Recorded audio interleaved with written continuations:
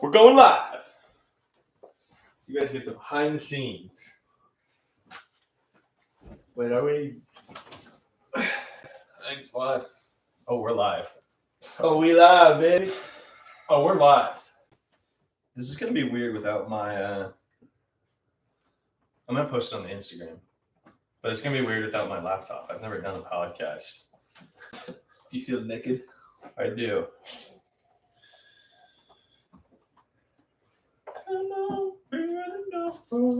Live on YouTube.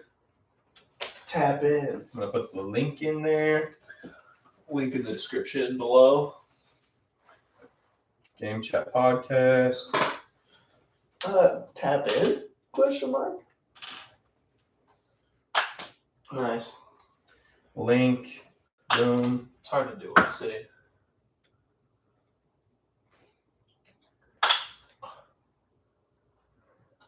Live. Boom. No. Okay. I'm gonna put my. Are we good on the sound? I haven't. Something's sound check. Something's Hello. picking up a lot. Is it? It's probably Mitch's. It might be just because of how Is this one Mitch? big it is. Hello? Hello? I think we need Mitch on. That. Oh, his mic isn't even. Mitch, can you talk? Hello? Hello? Hello? Hello? Hello? Hello? Hello? Can you Okay, how about now? Whoa. I wasn't talking. Ah. Go, Mitch. Hello? That's good. Read. Check. Why is yours so much louder all the way down? Check. Come on. Check. Is that a little better? Yeah. Yeah, that's so good. That's so good. Wait, my audio is so good. Oh my gosh, that's so good. Okay. Check. I'm good. You're good. I'm a little good. good. All right, let's do this thing. Let's get get it started. Eli, can you press it? Yep. All right. 3, 2. Welcome back to the Game Chat Podcast. Friday, January 26th. We are live on YouTube right now. Shout out YouTube. Woo. You guys can see. No Cole today, which is a bummer. He probably can hear us talking right now. He's just in his room. Poor guy's sick. So yeah, just myself, Mitch, Reed, and Eli. It's conference championship week, boys. Let's go a round of applause for the playoffs. Just a round of applause for the NFL. And for all the players. Good job making it this far. Not all of them. Just Not all. ones on Yeah, these just a teams. few. Everybody else. Yeah, so we're gonna this conference championship week might be my favorite week of football all year. Like divisional round is close, but conference championship week, like there's just something special about getting into the Super Bowl. That's like, I don't know, there's 2 games, there's only 4 teams, and it's like these are the best teams. I think they maybe were talking about it on part of my take, but it like feels like historic. Yeah. It's like these teams, whether you win the Super Bowl or not, you made it. Yeah. And it's like nobody can ever take away that you made the Super Bowl for the 2023 season. Yeah. Like that, no matter what, you made it. Like, yeah, I Yeah. agree. So we're going to be diving into all the matchups this week. I've got some crazy stats for us for these games. Like, I think it's going to be fun for us to break down all the matchups and stuff. But we've got some other stuff to get to before we get to the games. I kind of want to recap the first 2 rounds of the playoffs. Kind of talk about what's next for these teams, and then we got to talk about all the coaching stuff because when I wrote our doc on like probably Wednesday, there was only a handful of teams that had hired coaches, and we've had like 3 in the past 24 to 48 hours. So, yeah, a lot of stuff to get to. We're not going to talk. I said, talk about what's next for the teams that have lost. I think we could roll through them pretty quickly because I want to talk. We'll go into more of a deep dive once the Super Bowl's over. and talk about like actually what these teams and what we think they should be doing in the offseason a little bit more in depth. So let's just roll through. We haven't done a recap pod. We were out last week. We'll get to the trip recap and stock up, stock down from me and Eli. But let's start with the Cleveland Browns. They were the first team to lose in the playoffs. They lose 45-14 to the Houston Texans. And I mean, kind of the story is clock struck midnight, right, for Joe Flacco and the Browns. Reed, me and you were pretty heavy on the Browns. What, do you want to start for us? Like, what went wrong? I was so mad at myself because I've really liked the Texans all year. Like in our over/under spot, I think I was the only person that went over. I love CJ Stroud, and then I didn't pick them to win the playoffs. And the whole time I was like, why did I not pick the Texans? Like, why didn't I trust them? I rolled with the Browns just because in my head I was like, okay, they have all year they've had one of the best defenses in football. CJ Stroud has never played in a playoff game. Yeah. He's a rookie. And all of a sudden injuries caught up to the Browns. I mean, obviously the Texans were the better team, but like if you watched that game, it seemed like every play there was a Browns player who went down, and especially offensive line. Like they were on their like sixth tackle midway through that game. Like there was just no matter what happened, they were not going to win. And yeah, I mean, like Flacco threw 2 pick sixes back to back, and like I don't know. It just kind of felt like, yeah, like you said, time kind of ran out, and it was time like when you talk about the magic being over, like it was over. Yeah. That was the end of it. Yeah. And then we saw it. I mean, it was over the next week for the Texans, but like I think too, like kind of like you mentioned, I thought the Browns defense was so much better than how they played. Like they just got diced up. Yeah, I don't. It was the weirdest thing because all season, all you heard about was the Cleveland Browns defense, like, and then watching that game, it just didn't look like the same team. No, she just tried to do whatever he wanted to. Yeah, no, the Texans literally couldn't do anything wrong. There was nothing that they did was the Browns could not stop anything. Yeah. It was insane. Yep. I think that the question for the Browns this offseason, like what do they do next, is definitely going to revolve around the quarterback. Like, what do they do with Deshaun Watson? Is he the guy that comes back? Obviously, like kind of what you're saying, Reed, they hopefully will be healthy on their offensive line, especially Nick Chubb. We haven't seen Nick Chubb play since week 2? I think he got injured. He got hurt in the first quarter of week 2. Yeah. So I don't know. I think at the Browns, you're probably not worried about too much right now. The next game was Dolphins lose 7-26 in a frozen game to the Kansas City Chiefs. The major takeaway for me in this game was Tua is just not even close to the top tier in the AFC for quarterbacks. And I don't know how you surround him with more talent than he's surrounded with right now. And the fact that they can't beat the Chiefs on a down year for the Chiefs is like major red flags for me in the Dolphins moving forward. Like I would be very concerned because kind of what we've been talking about this for like with the AFC in particular. The NFC kind of a shit show. That's a crapshoot. The AFC, there are 5 elite quarterbacks. I mean, CJ Stroud is playing that level. He's got to do it for a few more years to prove it. But like Mahomes, Allen, Burrow, Lamar will be the Final 4 every year unless one of them's hurt. I'm totally convinced of that. Like this year, Burrow's hurt, so the Texans are up there. But the Dolphins Tua is not playing close to that level. No, he's not playing like when Joe Flacco came into the Browns, Joe Flacco was a better quarterback than Tua. Tua's not bad. It's just the fact that he is like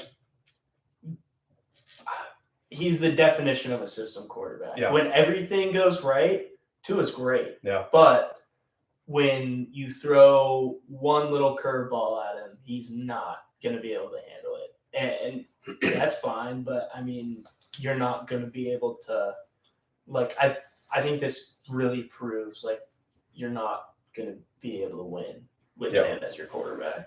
Yeah, he'll do what he's asked. Like, they'll just beat up on these weak teams, and he can just throw to Tyreek Hill or Jalen Waddle anytime he wants. But yeah, anytime he has to do more than just like complete passes, it's just like we've seen it time and again where they're not clutch against these good teams. And so yeah, I didn't even get to watch the game, but when I saw the score, I wasn't even that surprised. I was like, that checks out. They weren't able to put up points, and that's kind of just a story of how this team's been. Is they have a, when they play weak to mediocre teams, they at times look like they have the best offense in the NFL, hands down. And then when they're challenged, they can't. It just seems like they can't overcome adversity. And I think when you look at that, especially in the playoffs, you're kind of all eyes are on the quarterback. It's like it's up to them to sort of push them over the edge.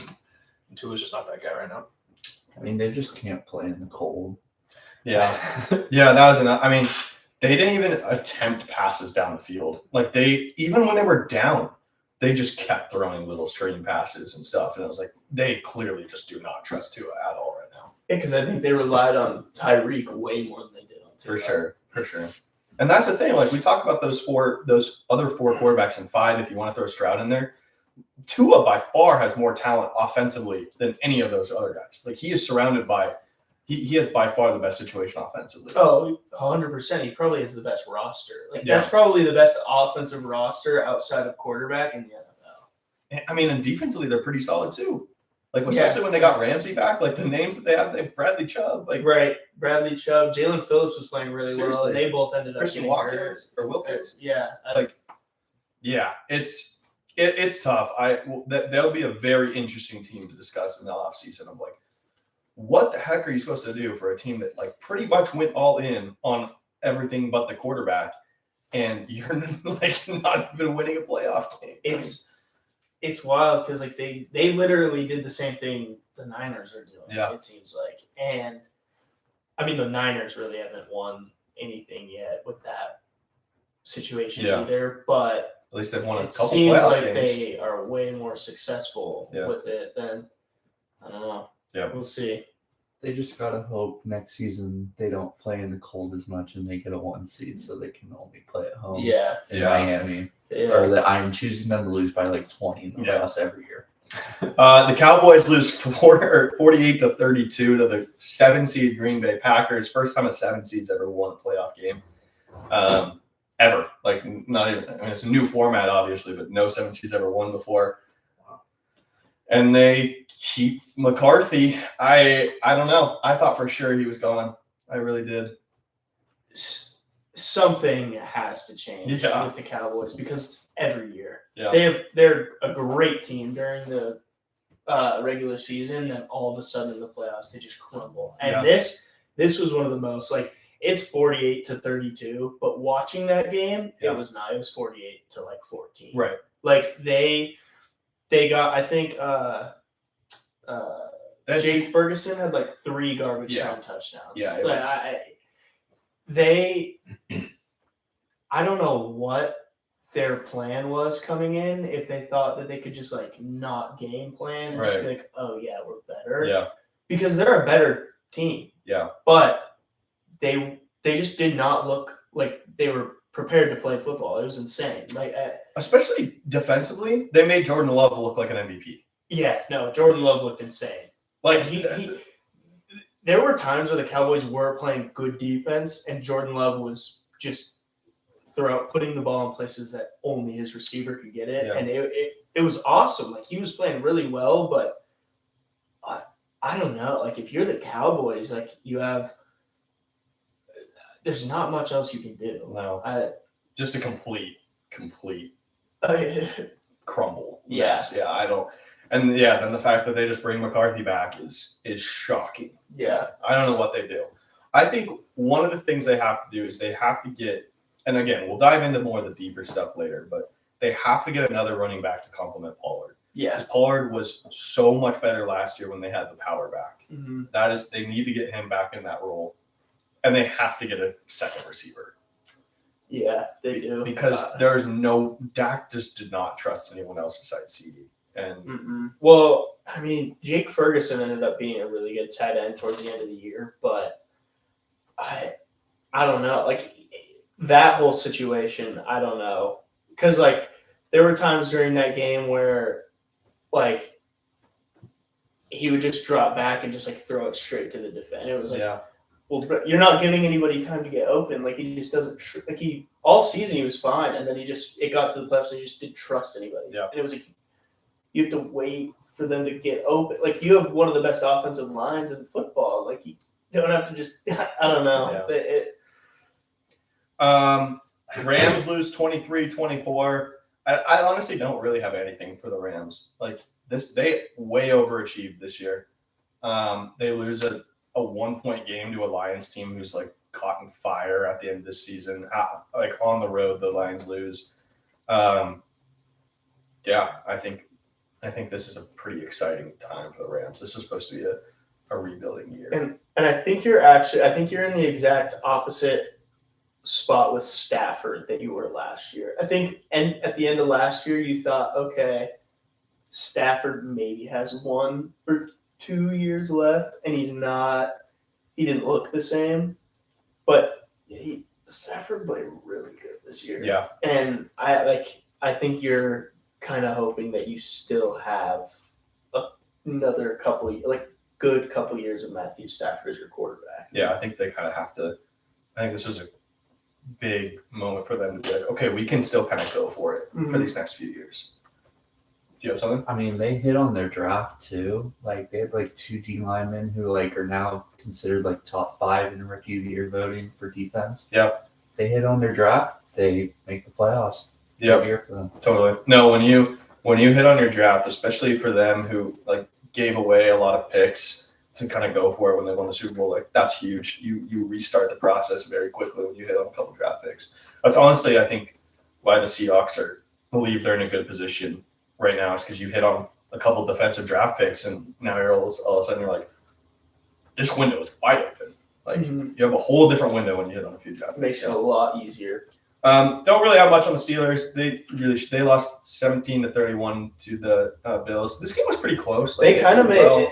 At first, the Bills were like, it was like, oh, this is going to be over 5 minutes in, but they kind of brought it back and made it a little bit of a game, but it was always. That's just who the Steelers are, though. They're really not going to get blown out because they just are a well-coached football team. Right. But they did not have much of a chance to win this game. I think after that game, though, you do really realize, like, you can't keep going into the season with this model of like, yeah, we don't really have any talent on our team, but Mike Tomlin is one of the greatest coaches of all time, so we'll be fine. Like, if you're cool with continuously going 9-8 and losing your it's like, I think I'd rather just like suck and have a better draft pick at that point. Yeah, it's a vicious cycle because they'll always be like just above 500 and then they'll never get good enough draft picks. And so they'll never be bad. And so when if you're a fan of the Steelers watching regular season, you know you're going to probably win more games than you'll lose. But like that's about it. Once you get into the playoffs. Yeah, and it's tough because it's like you don't get rid of Mike Tomlin. At least I don't think so. There was maybe some question about it, but like, I don't even know what you do really. Like you gotta rock the boat. You gotta make a sway. You gotta do something to like switch it up. You gotta go get a quarterback. Yeah, first. It's very similar to what the Seahawks have been in the past few years. It's like you knew Pete was going to get them to about 500, right? And that's I think why we're pretty excited. We're like, we're gonna bring something new here. Like this can be, even if it's bad, it's better than going different. 8-9, 9-8, and make you feel something. Yeah, we need something. Just need to feel something. Very similar to the Cowboys, just a complete utter collapse for the Philadelphia Eagles in the second half of the season. Not 32-9 loss to the Tampa Bay Buccaneers. I really thought they would be able to flip a switch. And I did too. I did not think this team was this bad. And again, similar to the Cowboys, like I just don't know what you do if you're the Eagles. Like on paper, you have a top 3 roster in football. I think it starts there. got rid of Brian Johnson. Yeah. But it starts there. Yeah. I mean, their play calling was absolutely atrocious. Totally. Like they genuinely, watching the Eagles, I was more frustrated than watching any other team because you know how much talent they have and just can't do anything with it. Because they ran more screen plays than any other team, and they would run them to a 37-year-old Julio Jones. Yeah. Like they just didn't. They didn't have. It's so hard to like understand what they're like if they had a vision, like because it's not like they were like in a rebuilding. It's like you were in the Super Bowl last year. Yeah. Like you didn't. And they didn't get worse. Like they lost 1 or 2 players in defense, but got a few. Like they were expected to basically fight the Niners for that Super Bowl spot again. Oh yeah, I mean they were 11-0 at one, or 11-1 at one point. Like, it was. I kept thinking they were going to be able to flip a switch. And, I did too. And that game was awful. They could have lost 50-0. Oh yeah, it was one of the most pathetic playoff games I've ever seen, especially by a team that just made the playoffs and again didn't like. This team should have been good. It makes no sense. No sense. Also, I want to just. I think we were talking about it last week when we were watching football. This just proves how stupid and dumb draft grades are right after the draft. It is why I know why we do it. It's because there's no football going on and we have to talk about something. But oh my goodness, the way that the Lions got just dragged through the mud with their 2 first-round picks and the Eagles got praised for their 2 first-round picks. And then the Lions are they're playing in the NFC Championship game, looking at the Eagles and laughing. And I mean, and I think Cole said it, and he's not here to confirm this, but Jalen Carter obviously gets a lot of praise, and it was like, the biggest draft steal of all time. And Nolan Smith's a Georgia defender, and everyone's like, how did he slip? And all the and Jalen Carter, when he makes like 2, not even 2, probably makes 1 dominant play a game. But I think Cole was saying he's just never out there. He's not able to play. That's how he wasn't. I mean, he was kind of like that Georgia too. He didn't play all the time because he wasn't conditioned. Exactly. That was literally like one of the only things kind of because he was like he was a great draft prospect. But I remember hearing that one of his only things was that he's just not in good enough shape. And it's so easy for NFL teams to be like, okay, we're just going to make you run. Right. And he can't. Yeah, and then it's more praise to the Lions because they did not why would you listen to all these draft experts? Yeah, no, if you like a guy, go out and get him. I don't. And they did and those 2 guys have been huge for this team. So, yeah. It just made me laugh thinking about how any draft grade thing you look at was A+ Eagles, F Lions, and they're in complete opposite situations right now. I mean, their 2nd-round picks also. Sam Laporta, Brian Branch. Laporta, Branch, Campbell, and Gibbs are 4 of the Lions' best players right now. Right. And those are their first 4 draft picks. Yeah. Unbelievable. Okay, that was all the wild cards. Texans lose 34-10 to the Ravens last week. Honestly, this is where the magic ran out for the Texans. You can't fault them for losing this game. They were never supposed to be in this situation. It was 10-10 at halftime, and the magic just ran out. The Ravens kind of just stepped on their throat. The Ravens defense was so much better than the Texans offense. Stroud did not play well, and all of his receivers were covered. Yeah, that was just a tough game. He was the leading passer with 175 yards and 0 touchdowns. Oh, the Ravens! I guarantee their halftime speech was just we're just gonna run the ball the entire time. Yeah, it's just they probably talked about let's just stop messing around and blow them out like we did to everybody else. Yeah. And I think the Texans blitzed I saw something that was 65% of the time. That's too much against Lamar. Yeah, and that was it worked in the first half. That was their strategy. Was all right, we're just gonna throw something different at them and see if it works. And it worked for a little bit, and then the Ravens figured it out. They were a much better team. And didn't surprise me a ton. Packers lose 21-24. I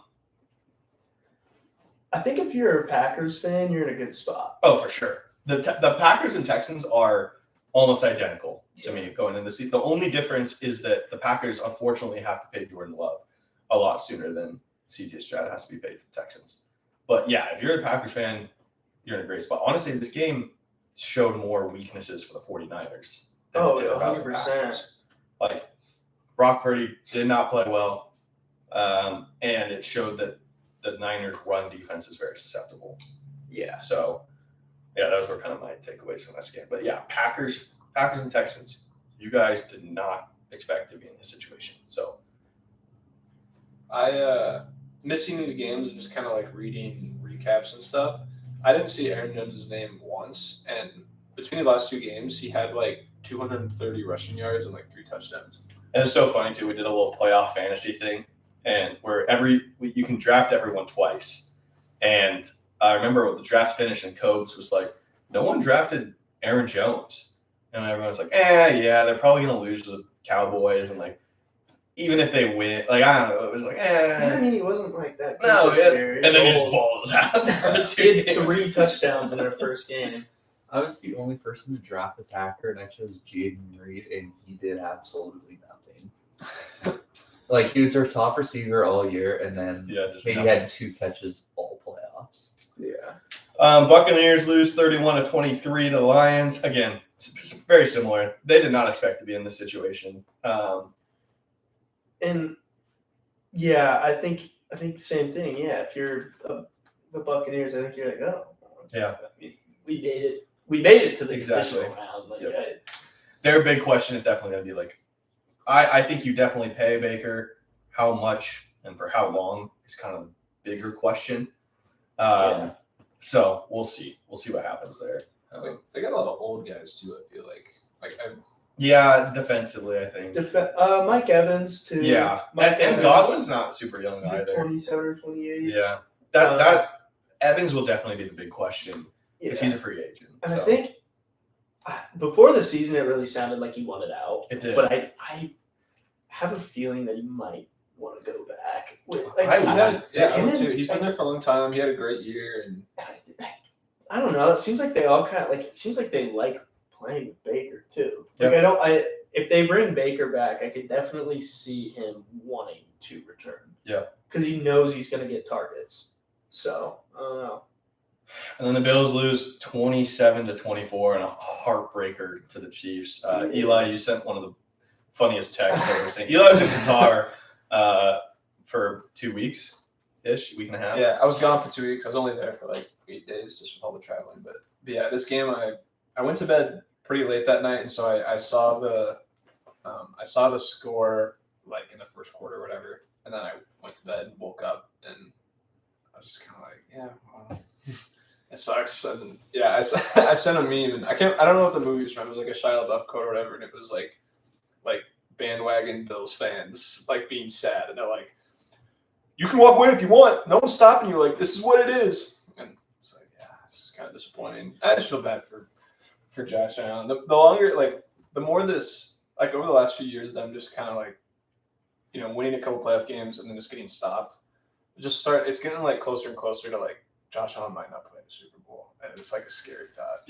He is also though. This is like he's got a lot of time. 6th year in the NFL. I mean, he's got time, a while. But Diggs is old. Like Peyton Manning never played in the Super Bowl until he was 30. Keep that in your mind. I'll keep that in mind. I didn't know that. Keep that's that good. in mind. Peyton Manning never played in the Super Bowl until he was 30. I'm not out. And he's been to 4 and he won 2. I'm not out. Keep that in your mind. I got my Bills hat on. I'm not out. Down but not out. Down but not out. Down but not out. It's just a bummer to lose this game to this year's Chiefs. Like I thought this year was going to be different. But yeah, their big question is, and they really should go trade for whatever wide receiver they can get. I think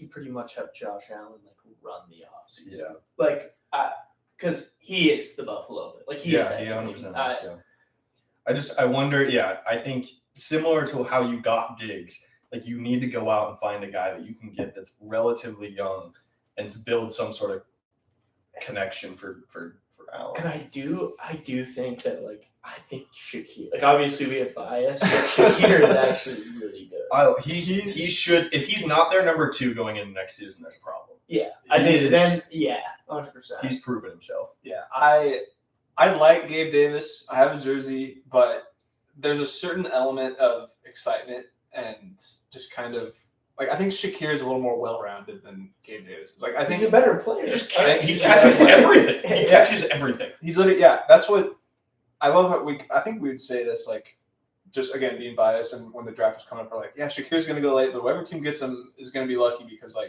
he may not be the strongest or the fastest or the biggest, but it's he's got a motor. His hand-eye coordination is insane, and he can make plays almost out of nothing. And he's incredible. That touchdown against the Steelers was one of the most insane 15 yards gain I've ever seen. I watched it 20 times. He literally caught the pass and was 3 inches from the ground.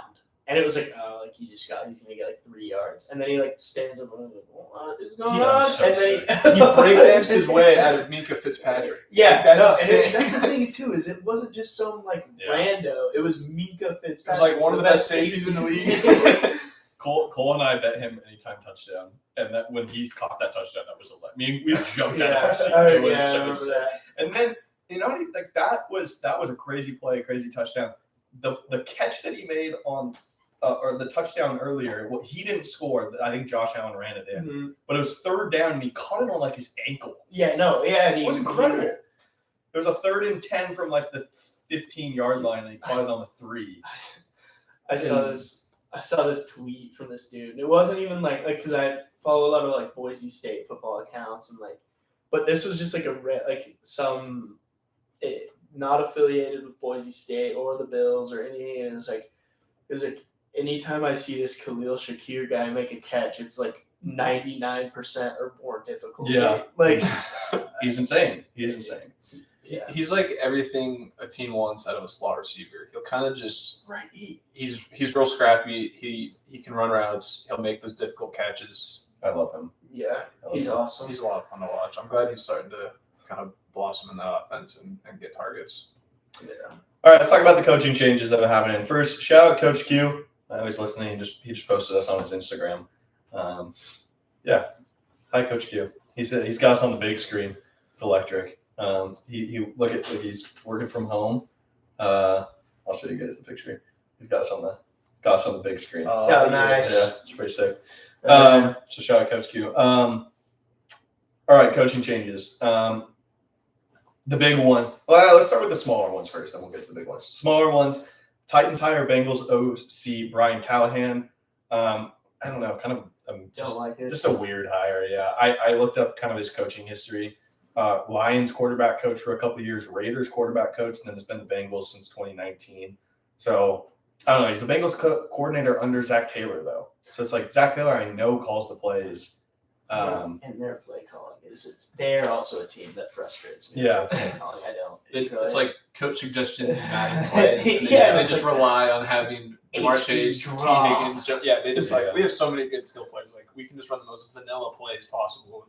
It's a very Titans hire. They're just kind of okay. They're really screwing themselves. Yeah. I feel. I don't know. Yeah.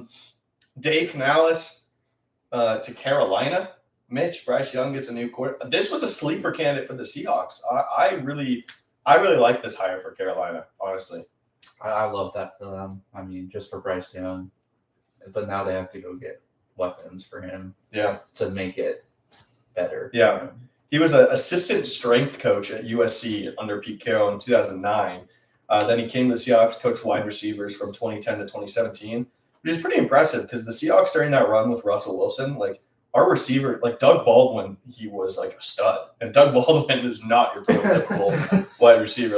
Jermaine Kearse, all these guys. Then he was our quarterbacks coach, passing game coordinator. He was the quarterbacks coach most recently for Geno. That got him a lot of attention just because, it was Geno.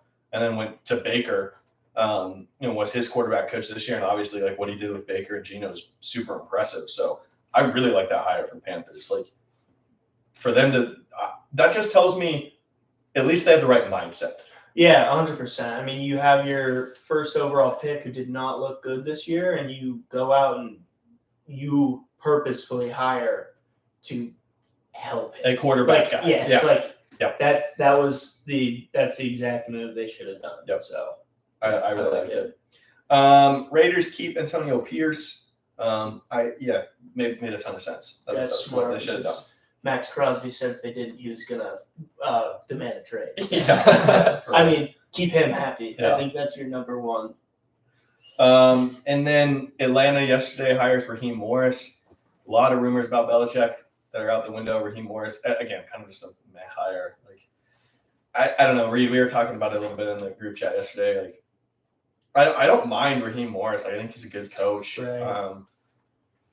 I just think it's a little weird with all the questions about the quarterback and the offensive skill guys that you go and get a defensive guy. Like, now they still have to go out and get an offensive coordinator. You could just, I don't know. We'll see. He also kind of seems like a name that may be a year too early. Like, it started trending this year. Yeah. But like he seemed like he should have been a next year hire. Yeah. Like one more year of it being like, oh, this guy's out there. Let's go get him. Yeah. Like, I don't know. That's just kind of how it seemed to me. I heard a good explanation. I think it was by Chris Long about the difference between hiring an offensive-minded coach versus like an offensive play caller versus hiring a CEO coach, kind of like right, like hire your guys to run the offense. Yeah.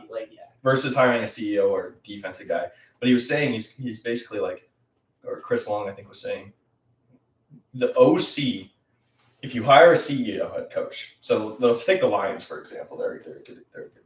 You hire Dan Campbell, obviously great hire, and then you have this Ben Johnson, like who takes control of this offense. If you don't hire that offensive guy, now Ben Johnson's going to leave, and now you lose that offense. So that's what he was saying is basically like when you don't hire the offensive guy, and you have a good coordinator and a good offense and a good quarterback. Like that guy's going to leave and now you lose out. Right. And so he's just like, that makes it really tough when you don't have an offensive play caller as your head coach. Yeah. Because you're going to lose them if you have a good offense. Right.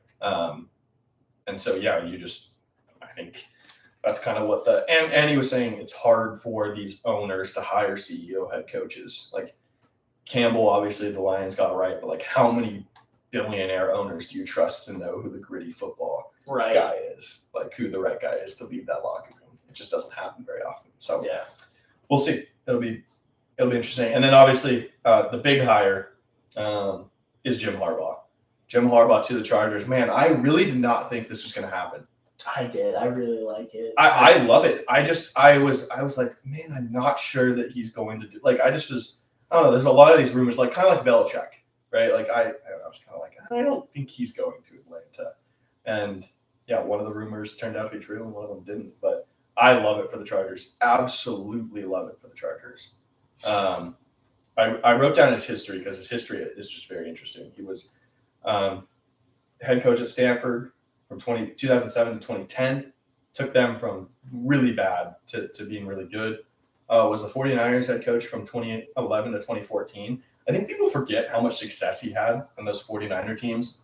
Like, his first season was 13-3, lost to the Giants in the NFC Championship game.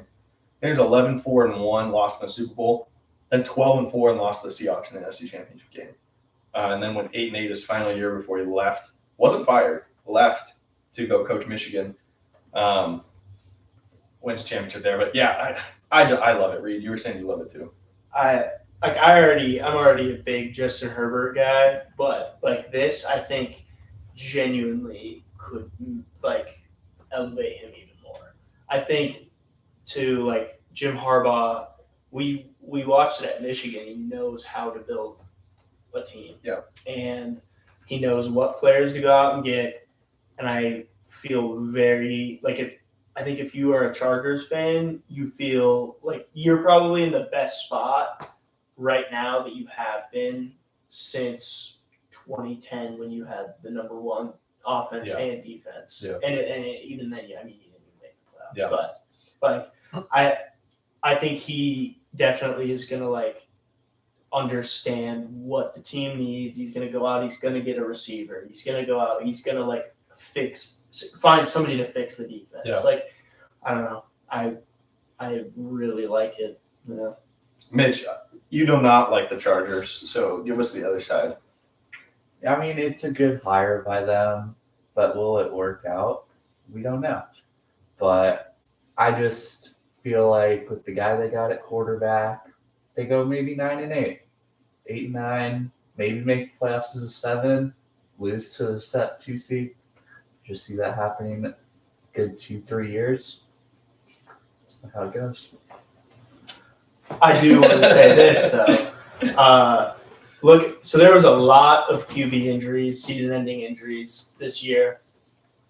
I think the one that was most detrimental to their team was Justin Herbert.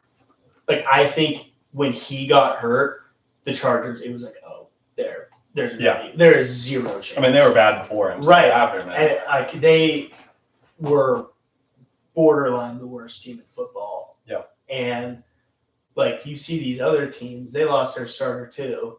And it's like, I think that shows how valuable he is to that team and that roster. Probably. Just saying. Yeah. Food for thought. But still, when he's in there, they aren't that great, in my opinion. I mean, they just don't look as great. 30 points a game, and the most points scored by an offense since he's been drafted. That's so bad. Did you know that? He only plays for 3 quarters. Since Justin Herbert was drafted to the Chargers have the most points scored in that time frame. More than the Chiefs, more than the Ravens, more than the Bengals, more than the Bills, more than the Niners, more than the Lions, more than the Jets. Like but their defense has also given up the most. Hey, you can't win playing 3 quarters. That's it. I think he plays well for 3 quarters, and the 4th quarter comes around. Fair. It just doesn't go in. All right, let's do stock up, stock down. Little trip recap from Jack and Eli too. So Eli, we mentioned you were in Qatar for 8 days, a lot of travel there and back. How was it? It was pretty good. It was really good actually. It was my first time out of the continent. Hey, congrats. Thank you. Thank you. Yeah, world traveler, no big deal. Culture shift was monumental. It's just a completely different world. You'd think like going to like such a developed place, like city like Doha in Qatar, that it would be like just kind of like the U.S., but it's like a made up place. Like it's like a city designed for the whole world to just visit all the time. Everything's so over the top, and they also have just like unlimited funds to do whatever they want. And so, like the city was super clean. Everything was really nice, really big. It's a really safe city. The downside of that is like it's a lot of migrant workers that don't really live there. I think there's like 3 million people that live in Qatar, and there's only like 400,000 like Qataris, like natives. Dang. And so it's all like expats and just like people on like work visas just trying to make money to send back to their families. And so it's a really weird it's a weird culture. Yeah, really weird culture, really weird like economy, how it's all kind of run. Yeah. But you got to go to how many soccer games? I think I went to 5 or 6. I think I went to 6. I went to like all but 2 of the World Cup stadiums that they built. One of the World Cup stadiums was like, I didn't know this. It was made out of shipping containers. But it was just for the World Cup. So it's not taken down yet, but it's not like it's going to be taken down. And then the only stadium that was in the World Cup I didn't go to besides that one was it's called Lusail Stadium. It's like 90,000 capacity, and they only play like the first game and the final. That was a stadium where Messi hoisted the World Cup trophy. So I got to see it from the outside. I didn't get to go into it, but so that was kind of cool. Like all the games we were at different stadiums. Yeah, that's sick. Which is pretty sick. The traveling was a lot. We flew to Seattle. It was 12 hours to Istanbul and another 4 hours to Doha. On the way there, I didn't experience any jet lag. We landed in the middle of the night, went to bed, woke up the next day, it was fine. But jet lag on the way back is actually kind of nice. I go to bed. I'm tired and like want to go to bed at like 10, which I'm usually close for like midnight, and then I'm like wide awake at like 5:45, and so I get up at 6 now. And that's me. I'm an adult now. I go to bed early. I wake up early. So I was telling you, I was like, "Hey, welcome to the real world, man." Yeah, I was talking with guys in my Bible study this morning. I was like, "Yeah." They're like, "How's jet lag?" I was like, "It's actually kind of amazing." I'm like, "I think I'm gonna nurture it. I think we're gonna keep rolling with it if I can." So yeah, I set it. I had to wake up early this morning anyway. I set an alarm, and I didn't even need it because I just woke up at 6 a.m. automatic. My body just does not let me sleep in past like 7:45 now. It's a real bummer. Like I can be like super tired, try as much as I want. 7:45, it's just like wide awake. Yeah. My trip. So I went to. If you're watching on YouTube, you can see my sweatshirt. Went to Bandon, Oregon. Played Bandon Dunes. Bandon has 5 courses that are all top 15, I think, now in the U.S. So it was so sick. We played. We drove down Sunday, stayed in Coos Bay Sunday night, which is like 30 minutes outside of Bandon. Drove into Bandon, played golf Monday, which was absolutely beautiful. It was like 60 degrees and sunny on the Oregon coast in January, which is kind of incredible. Played 2 rounds on, so 36 holes on Tuesday. Got a little rainy on Tuesday and then like super windy. And so we played our first course, got a little rainy on that one. And then like we would tee off at like 8 o'clock in the morning, walk 18. You have to walk all these courses. Get done at like 12:30 or like 12:15. Take a shuttle. There's a bunch of shuttles running around. It's literally like Disneyland for golfers. It's so sick. Take a shuttle to the next course, grab like a hot dog, and then tee off. And so we tee off at like 1 o'clock for our second 18, play 9, and it was getting a little backed up, and we get to the turn, and this ranger was like, or Marshall was like, "Hey, probably should." Like he's like, you're not gonna finish. He's like, get started around like 4:30 or 5. You're not gonna finish 18. It's really backed up. So then we just played the front again, which is kind of fun. We did like a little scramble tournament. We only played 1 round on Wednesday. We only played 12 holes. That was the worst weather by far. It was like 45-mile-an-hour winds, sideways rain, just dumping. That was the most wet I've ever been in my entire life. I was just drenched. And then we played 36 on Thursday and then 18 Friday. So a lot of golf. But it was so sick. That's and going in January, you pay $100 a round and 55 if you play 36. So playing a top 100 or top 10 course, top 15 course in the United States for $100 is insane. And I don't know. After going, I'm like, I want to take everyone there. It's just the vibe there is so sick. It's just everyone's there to golf.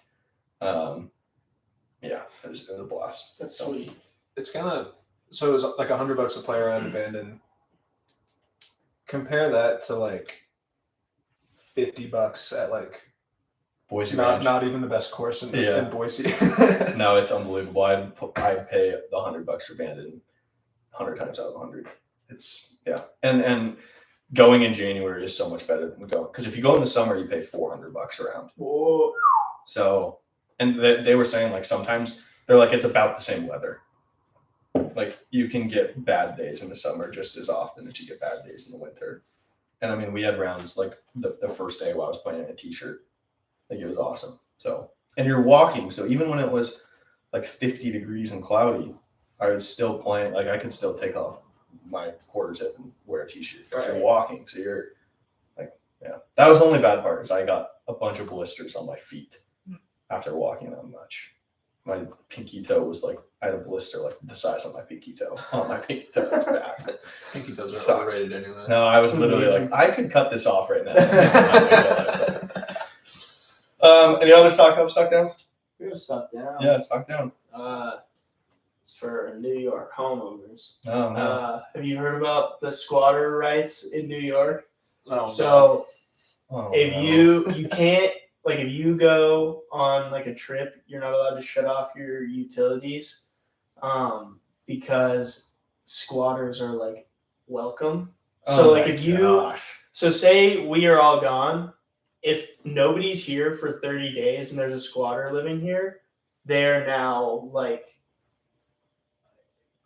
what is it? Like you can't evict them. Like they are just as much entitled to the home as you are, and you can't That's evict them. unbelievable. You're not allowed to lock them out. You can't shut them out because they're technically like, it'd be like locking somebody out of their own home. So yeah, stock down for New York homeowners. Don't leave for more than 30 days because if you do, you'll get squatters and you cannot get them to leave. That's just wild. one step closer to like the purge. I feel like Yeah. For real. like New York's just gonna become whatever That's city is insane. the purge. Yeah, it's just gonna. Can't wait till all these laws that people, I won't say people make come back to bite us, and we're all like, "Oh, we told you so." Yeah. Unbelievable. Brings me into the stock up. New York squatters. Yeah, All right, you just kind of hang out wherever you want. That's honestly the move. Yeah, for real. Can't get in trouble. Do it. It is easier now than ever to be a homeless person. Like, Oh yeah. if you're struggling, just leave it. You go. There's like both coasts. You know, go to New York, Portland. You can do any drug Oh you my want. gosh. And you never are getting. You'll never You're not get gonna get in trouble. No.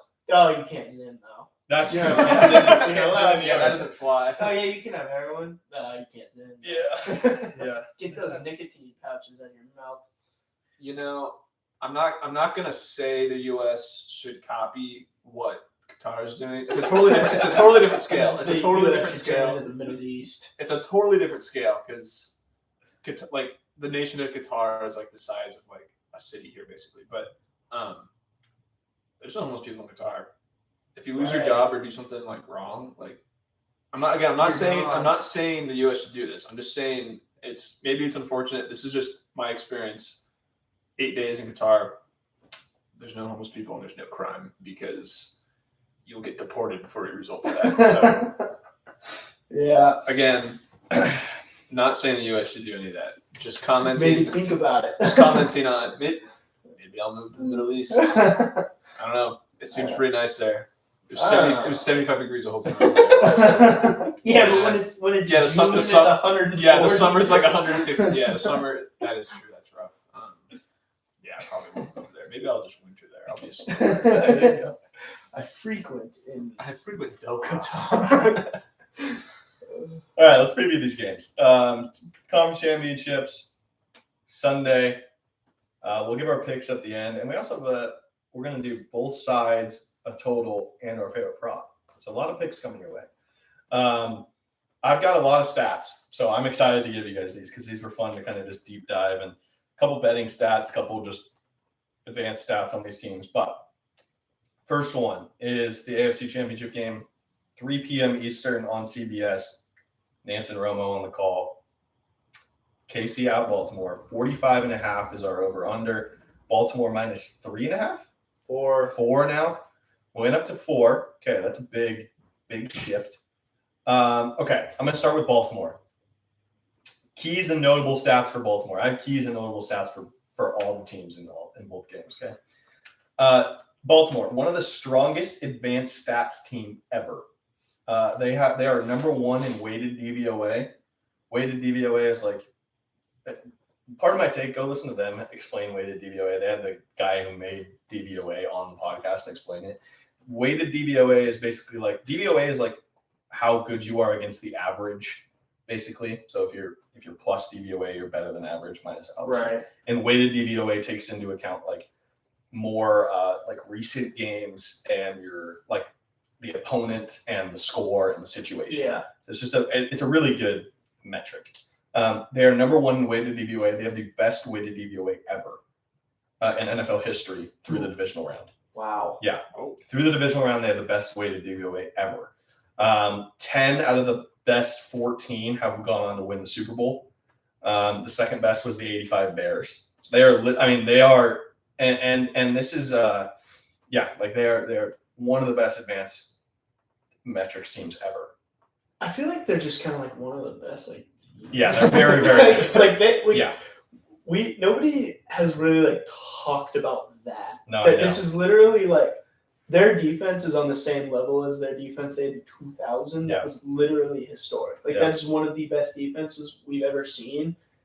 And everybody knows the Ravens are really good, but nobody's really saying like what. I just think that is first in way of DVOA ever. Like they are the best ever through the divisional round.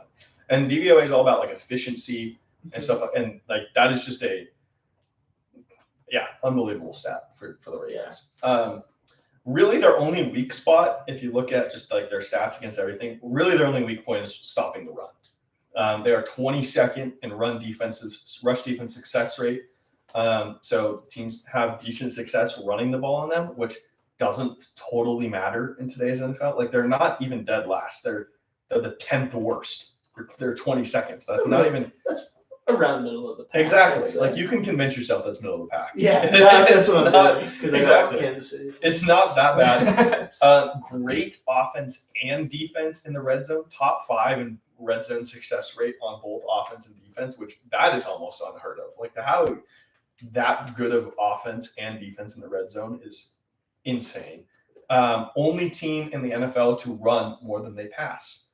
48.99% of the time they throw the ball. Love that. So KC also allows 4.5 yards per carry, which is pretty high. The play in this game is the under. 87% of the bets are on the over. 44.5. Wow. All the numbers tell you to go under. Well, yeah, I mean, Kansas City's had a pretty good defense all year too, and I mean, obviously Baltimore's. I agree. I like that. All of the stats tell you to go under. I hate betting unders. It's just not fun to root for the under. And I'm not telling, like, obviously, who knows? Maybe 44.5 is a pretty low total, especially for Patrick Mahomes and Lamar Jackson, which is why I think 87% of the people are betting the over.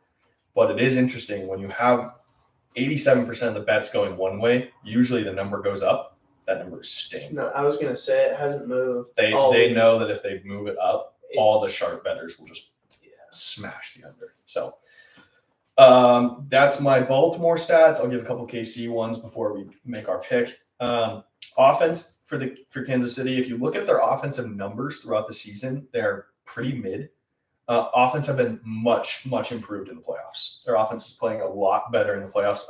Not only points wise, but also efficiency wise. Offense has been much better. Versus the Bills, that was the most efficient pass game of the season for any team in the NFL. They had the most efficient passing game of the season. So that's one of those things where it's like, when you look at these numbers as a whole, it's easy to be like, oh, the Chiefs, like, they haven't been that good. Taking the last few games into account more, Chiefs have been much better. Getting an early lead and running the ball, getting the Ravens off script is going to be a big key for the Chiefs. You have to get the Ravens into uncomfortable situations. Really hard to do when you have the most efficient team of all time to play against, like a team with that good of a defense and that good of an offense and that good of a quarterback. Really hard to do. I think that's probably the key for the Chiefs, is to get out in front early, establish that you can run the ball. Again, the Ravens have a weak defense against the run. You have to get them off script. Yeah, because then if they're playing from behind, they can't just run the ball. Exactly. And again, the Ravens' pass defense has been incredible. You can deep dive into Mahomes' underdog stats. He is insane again as an underdog. The Chiefs are just insane against an underdog. He has not been an underdog in back-to-back games since the first half of his rookie season. Patrick Mahomes, not been an underdog in back-to-back games since then.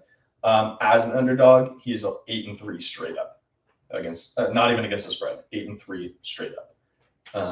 That's pretty wild. So hard to bet against Mahomes. That is kind of the back and forth of this game. Is you have the Ravens and everything. You also have Patrick Mahomes in the playoffs. He's won almost twice as much as he's lost in the playoffs. He's been in the conference championship every single year. What are you guys doing? What are we picking? I'm sticking with Baltimore. Everything against the Chiefs. I'm not. I can't. I couldn't. Mitch, you were the only one on the Chiefs. I mean, yeah, this is not what I want, but I just know the NFL wants Taylor Swift in the Super Bowl. That's just pretty much all. He's not wrong. That it's gonna happen. Travis Kelce's gonna have a fourth quarter touchdown that either propels them or ties the game late in the fourth quarter, and then they're gonna kick a game-winning field goal or something. I have 23-20 Chiefs. It's just gonna happen, and it's a sad reality. You have 23-20 Chiefs. Yeah. Okay. The Ravens' biggest challenge, I think, in this game is going to be #NFL rigged. I think watch out for dodgy calls. Watch out for just fishiness. Oh, it surrounds the Kansas City Chiefs. I mean, every game it seems like there's something that's like, what happened? Like, but holding. Okay, I wasn't holding it. We'll yeah, give the Chiefs a touchdown, I guess. I don't know. I just can't root for the Chiefs. I don't care if I get it wrong. I just can't root for the Chiefs. I do not want to watch them play in another Super Bowl. No, me neither. I'm getting sick and tired of it. I think if they make the Super Bowl, I don't know if I'm gonna. I mean, I'll be like present, but I probably won't. I'll eat the snacks, attention. but I'm not gonna like. I'll just sit on my phone. I'll just sit on my phone all the time, play games. Yeah, I'm going with the Ravens as well. I think I hope the Ravens win this game. Like I'm rooting for the Ravens. And I really do think they're a better team. Like this has been a really fun team to watch. They're really good. I am happy for Lamar. He's gotten a lot of crap on him in the playoffs, and I think this is like if he wins this game, he can reverse a lot of those narratives. He's had a really tough past couple of years. He's like been out of that top quarterback conversation for a while, and he's going to win his second MVP this year, and has a good shot to win a Super Bowl. So, yeah, I'm rooting for Lamar because he deserves it. I mean, Mahomes has only lost to one person in the playoffs, so for Lamar Jackson to be the second person with all the playoff controversy that he has would be very good for him. Yeah. It's wild he's only lost to one person in the playoffs. And it's Tom Brady. That's actually so wild. I have never.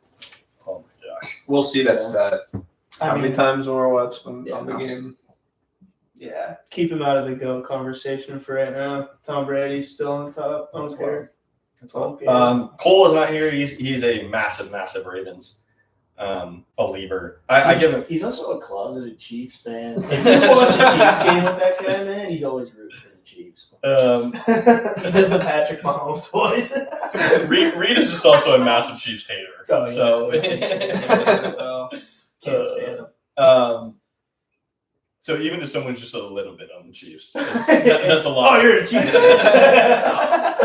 But I give Cole a lot of credit because he's been on the Ravens. He's been on them all year. He's been on them for the last like 2 or 3. Yeah, he's just been a big Ravens truther, and so I think he's got a chance to be vindicated. Respect. I just texted him and asked if he wanted to come on. Yeah, here he is. Here it comes. Cole, we're on YouTube. Oh my goodness. Yeah, we're on air. Tell YouTube that you're picking the red. Hey, there's Cole. Hey, YouTube. You wanna talk into the mic right there. We just talked about the Ravens. Get your sick face. So what's everyone on for the Ravens? Or Mitch is the only one on the Chiefs. Okay. You picked the spread, or did you pick them to? He picked them to win. Okay. No, it's not what I want. It's just because they want Taylor Swift in the Super Bowl. That's all. I think the odds, if we're all picking the Ravens, I think it's smart for Mitch to probably go. He did. He picked the Chiefs. Pick the Chiefs. Yeah, as I don't think it's any secret, I've been rooting for the Ravens just because I've been on that take for a while. But Patrick Mahomes is still Patrick Mahomes. I don't think they're a worse team, but they're also probably a worse team than the Bills, and maybe the injuries excluded. So, yeah, I really want the Ravens to win. I have a future on them. I'd like them to win. I was pissed I didn't put it in earlier. Yeah. There you go. Thanks, Cole. Did we talk about our props we like? No, we're just previewing the games right now. No, Okay. You want to stay up? Yeah, sure. Yeah. Cole's feeling it a little bit, so we're okay. Second game. Anything else on this one? I don't think. Okay, we'll get to the props and totals in a minute. NFC Championship game, 6:30 Eastern on Fox. Burkhardt and Olsen on the call. Detroit at San Francisco. Total 50.5. Is it still 50.5? I believe that's what it's been all week. So it is at 51.5. 51.5. Okay, I got it.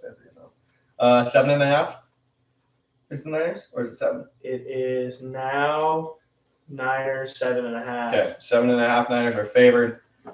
A lot of interesting stats in this game. So start with the Niners. 9.1 yards per pass. That is number 1 in the NFL by a wide margin. 9.1 yards a pass. The difference between them and the Dolphins, who are number 2, is the same as the Dolphins and number 16. That gap.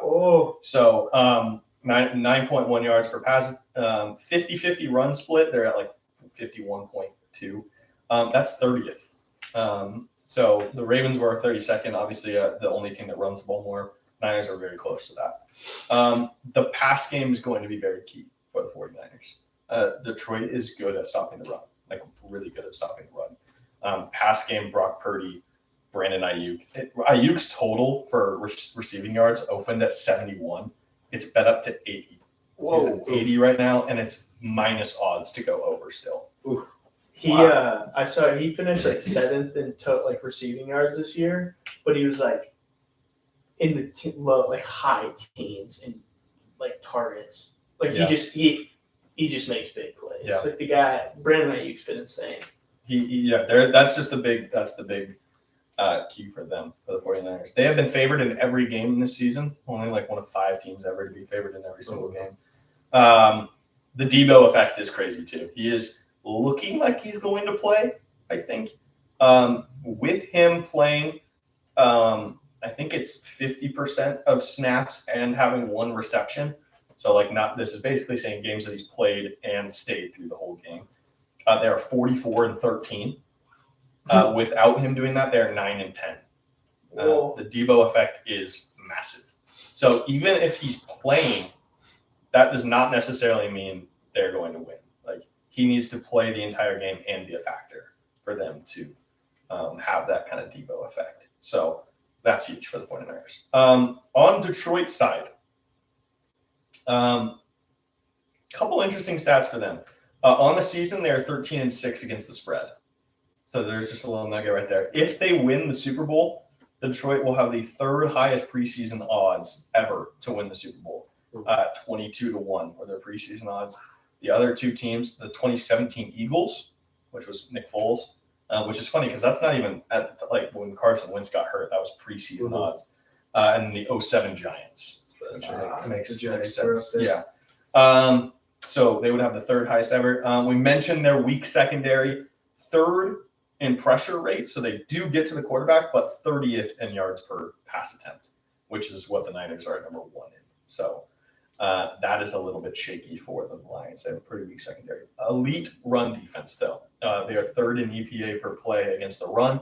That is something they do really well, and something the Niners like to do.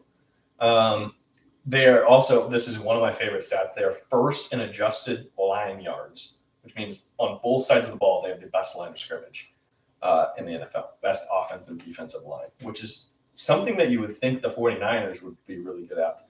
The Lions are the most elite offense and defensive line, which is really good for them.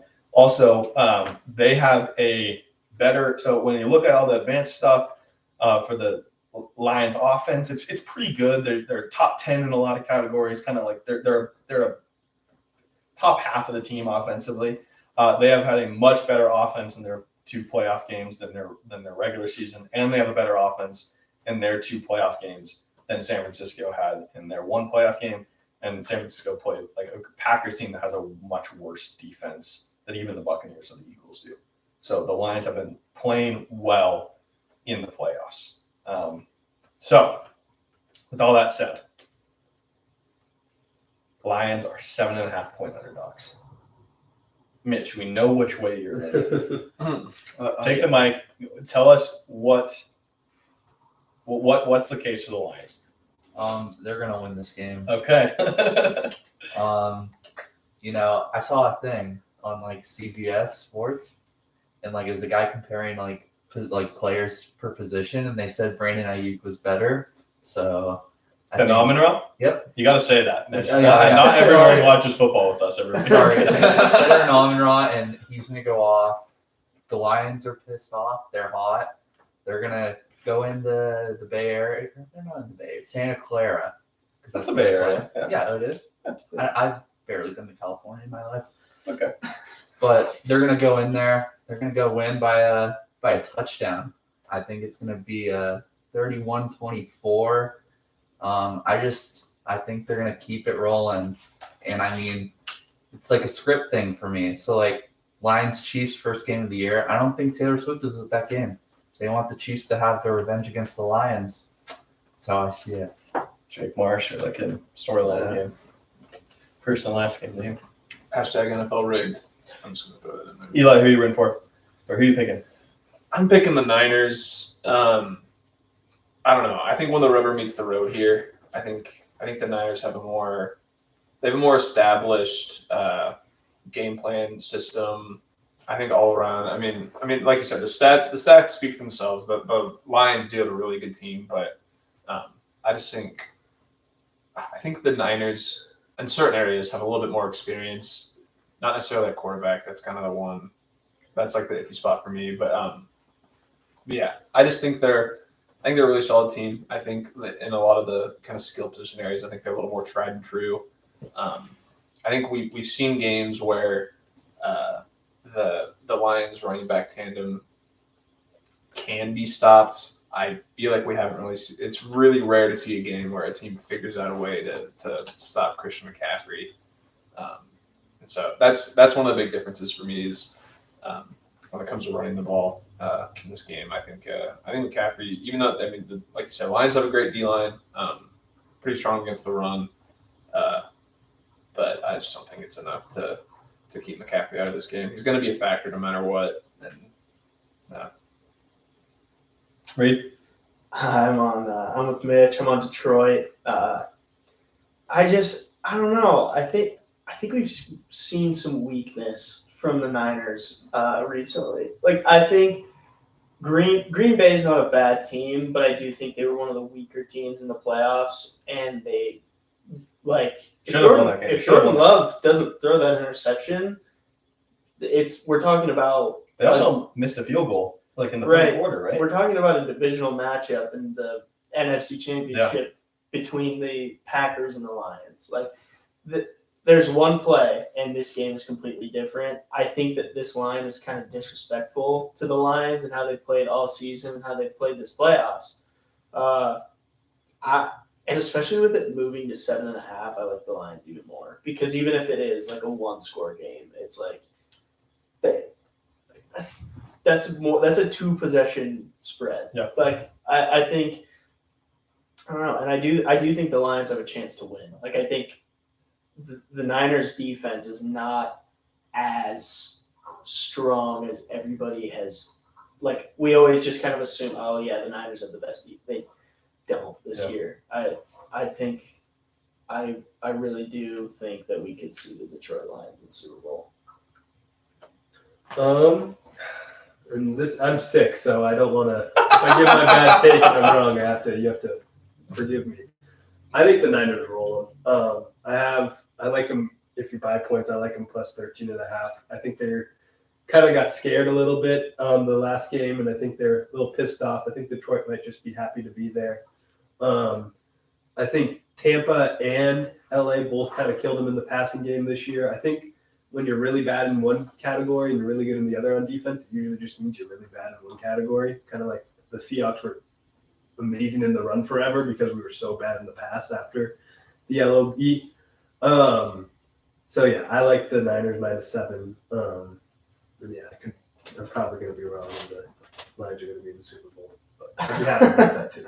So the way I think the two bets to make, I like the 13.5 goal. I also really like Detroit money line.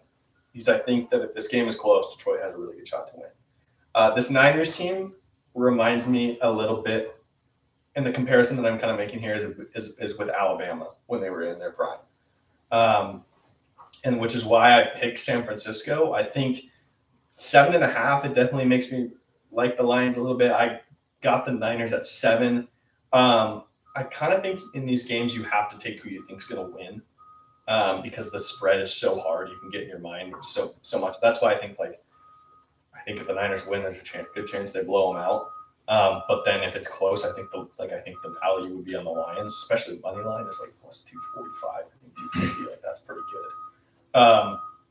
The reason I say it reminds me a little bit about Alabama is because the way I see this game going personally, if the Lions don't win this game, which I do think there's definitely a chance they can, it seems like this game will go like back and forth at the start. We'll see a lot of fireworks, especially early from Detroit. They're going to pull out some trick play or like they'll hit.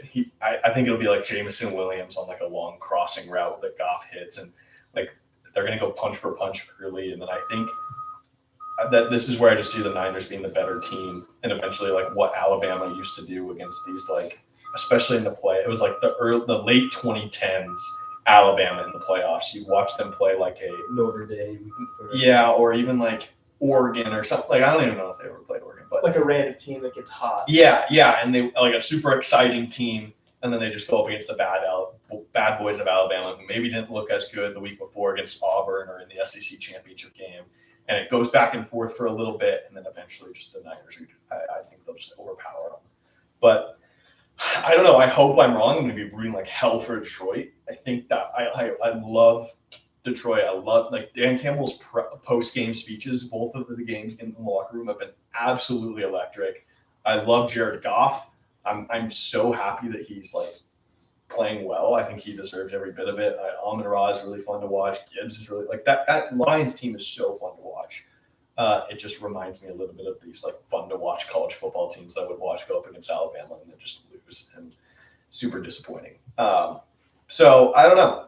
It's a very. I really hope this is a good game because again, I think that if it's a close game, I trust Jared Goff more than I trust Brock Purdy. So if it's a close game, I really like the Lions to win. So we'll see. I think we'll be able to tell like before it even gets to the fourth quarter if the Lions are going to have a chance. I think it'll just by the way the game is going. I think the big key will really be like if the Niners are able to run the ball. Yeah, it's over. And Chant, like Christian McCaffrey's rushing total is still like 80. I know. Like, and it's minus odds for him to get an over. Like that's insane. Yeah, McCaffrey is. But that's why if the Lions can't stop the run, their defense is shot. Yeah. So if they can stop the run and force them to throw, I think that pass defense is going to be like will get better. So. Yeah, hopefully. I think for me the thing that makes me nervous the most is when we have seen Jared Goff in big games, he tends to not like. Yeah. I mean, that Super Bowl that he played in, they were horrible. And then,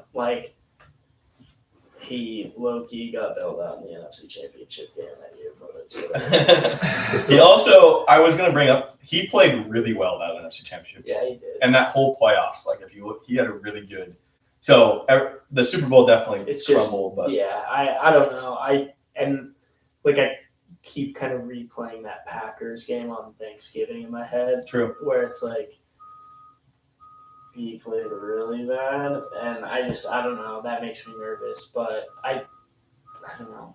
So I think they got a chance. On our over-unders, me, Reed, and Mitch are on the over of San Francisco and Detroit. Cole and Eli are on the over of KC and Baltimore. Like I said, I think the play is the under in the KC-Baltimore game. But we'll see. Let's do favorite props.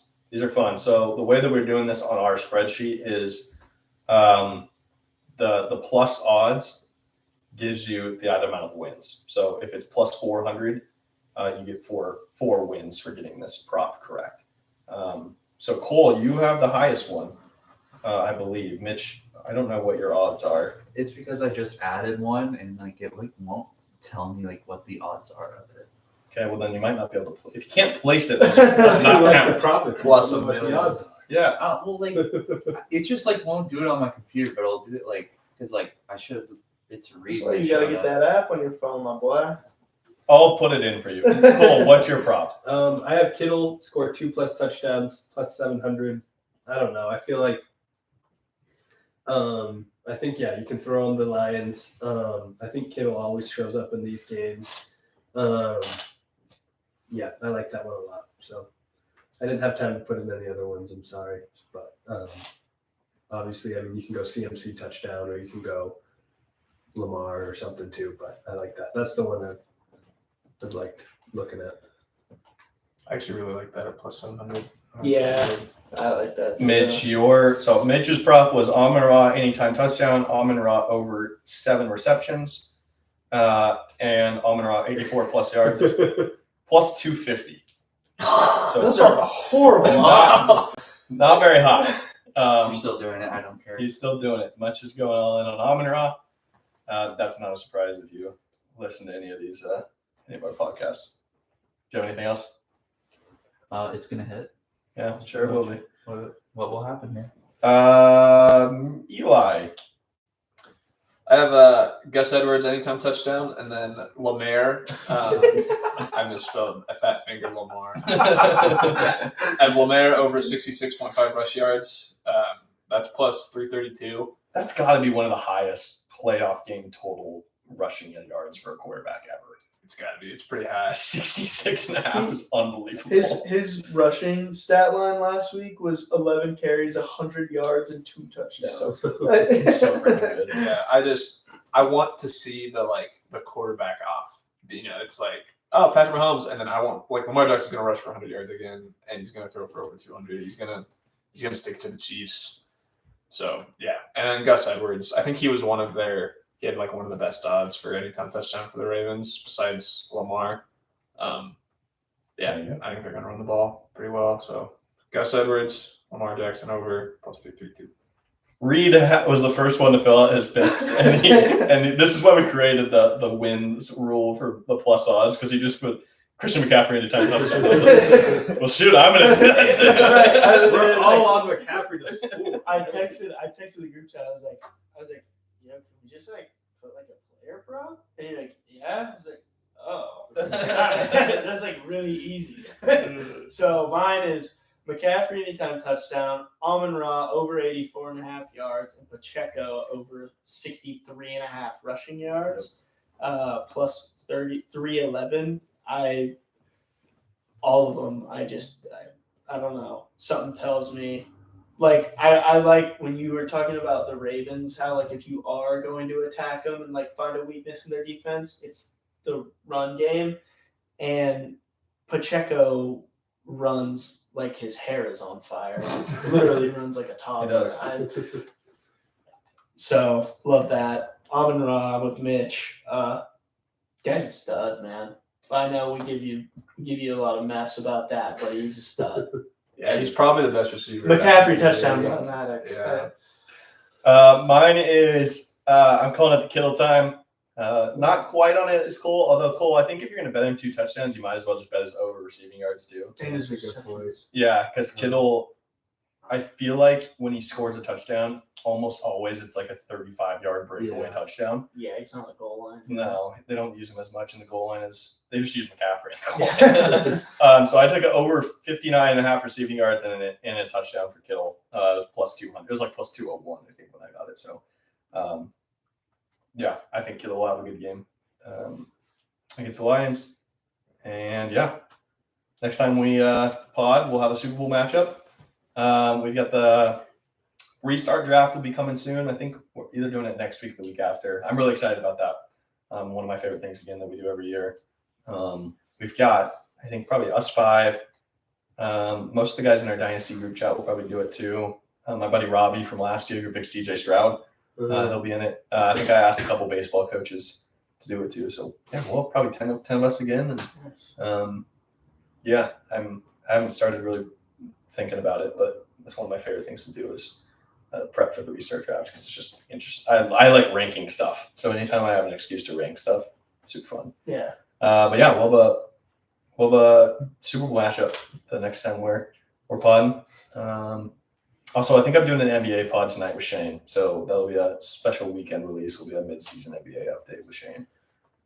Dude, I'll probably say it again on the pod tonight, but he is so easy to do pods with because he preps everything and with the NBA stuff, it's so nice. Like I just look on the doc and he has a bunch of stuff listed down. Like he is so hyped every time I ask him to do an NBA pod. It's really cool. Ask him. So we, if you guys haven't noticed, have like 3 vacuum cleaners in there. Mm-hmm. And we ask him if he wants one. Ask him if he wants one, because we were thinking about selling one and then putting it all in the future for the Thunder to go to the finals. Not win it. Just go to the finals. Just go to the finals. That's what we were going to sell our vacuums for the Thunder to go to the finals. Ask him what he thinks about that. Okay. Yeah. What is those? I need to. And what I need the to old prep vacuum mine. sell for? What's the market like right now? We saw one that was kind of a piece, and it was like it's $40-$50. I bet we could get it at least some, not nothing. Like even if we sold each one for like $5. Yeah. Plus 640. Yeah. Oh, I love to that. win the I love conference. I love that, actually, yeah. Jokic goes down, it's wide open. He did. Yes, last night he went down. Did? Yeah. Oh, that's What if we? I'm What if we just? fine. Wait, hold on. I think I like this better. What if we bet them to win the finals at plus 1,400 And then cash out? and cash out or just hedge? Oh, Because it Yeah, is that's more. actually It's not more bad. than double the Yeah. odds. So you get So we have 3 vacuums. We choose one that we like to keep. I think we I know sell which one, bet the Thunder to win, and We can then sell we 2. sell the other one to hedge it. Oh, so I like yeah. Let's do that. Yeah. What? Okay, but so I'll say it's the Thunder, but I'm gonna ask Shane which one he thinks to put the future on. We could do the T-Wolves too. Why do we? Okay, yeah, let's think about this. Why the Thunder? I don't T-Wolves know. are T-Wolves. I like T-Wolves to win the conference plus 760. I To think win I the like finals I plus think I like that. 1,700. Ooh, I like Ooh, so- what about the Knicks? that. No. Ooh, I got The Knicks are dead. What about the Heat? Everybody knows The the Heat Knicks are dead. Have the Heat to win their conference plus 1,100. They were the Celtics. I feel like are just gonna. They stay healthy. I like this idea because worst case scenario, we just clean up our closet a little bit. Yeah. Best case scenario, one of us might get a new car. How to turn 2 old vacuum cleaners into a toilet for one. No, I mean- literally. Miami Heat, NBA champions plus 3,300. I mean, if we sell them both, say we end up with like $40, right, from selling both of them. Don't want to parlay all that together. Or we could. Okay, Amon-Ra over 85.5 yards, Amon-Ra touchdown, and the Denver Nuggets to win the finals. Like probably even Plus 1685. I was just so mad. I remember last year vividly, me and Reed were like sitting out here, and I was like, man, plus 800 for the Nuggets to win the finals. I love that. And then we just kind of were like, yeah. And then But I was like, I knew that the Nuggets are never like 80. yeah. Yeah. I think my Oh. I think my problem is now in like every future, and so at some point I've said like that champion, we should do that future. So. I'm saying if we get $40 and put it on the Nuggets, $425 to win the finals, it's $210. That's nothing to scoff at. no, In a clean closet. we could get a table. we could do so much with that. We could get pizza. All right, I have Nicer to pee. I have to vacuum. pee really bad. Can we rock the Yeah. house? Okay, Yeah, rock the house. we can future talk off of you. I gotta pee. Rock the house. Rock the house. Yeah, I'm gonna end the live. How do we do it? Did I just press end? Probably the Yeah, probably the big red. big red button. Oh my gosh. Goodbye. It's getting like